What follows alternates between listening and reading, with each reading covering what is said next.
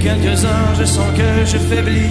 Mon frère est mort hier au milieu du désert. Je suis maintenant le dernier humain de la terre. On m'a décrit jadis quand j'étais un enfant ce qu'avait l'air le monde il y a très très longtemps, quand vivaient les parents de mon arrière-grand-père et qu'il tombait encore de la neige en hiver. En ces temps on vivait au rythme des 16 ans et la fin des étés apportait la moisson. Une eau pure et limpide coulait dans les ruisseaux où venaient s'abreuver chevreuils, orignaux. Mais moi je n'ai vu qu'une planète désolante, paysage lunaire et chaleur suffocante, et tous mes amis mourir par la soif ou la faim, comme tombent les mouches jusqu'à ce qu'il n'y ait plus rien. Plus rien.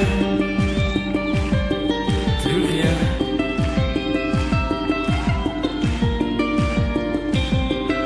Il ne reste que quelques minutes à ma vie. Plutôt plus quelques heures, je sens que je faiblis. Mon frère est mort hier au milieu du désert. Je suis maintenant le dernier humain de la terre.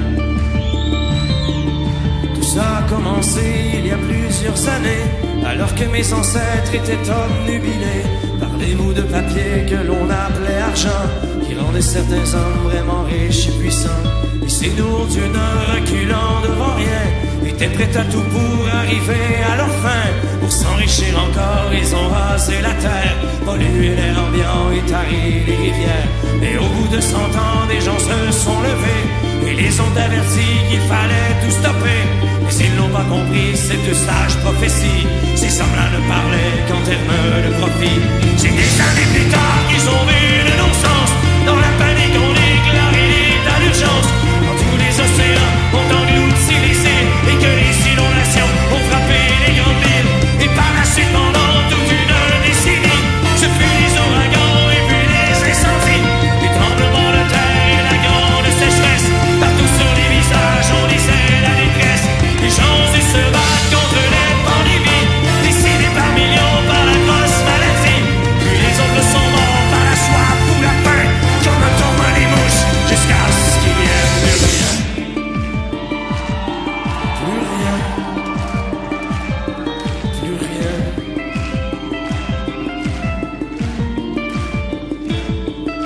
Mon frère est mort hier au milieu du désert. Je suis maintenant le dernier humain de la terre. Au fond, l'intelligence qu'on nous avait donnée n'aura été qu'un beau cadeau empoisonné, car il ne reste que quelques minutes à la vie. Tout au plus quelques heures, je sens que je faiblis. Je ne peux plus marcher, j'ai peine à respirer.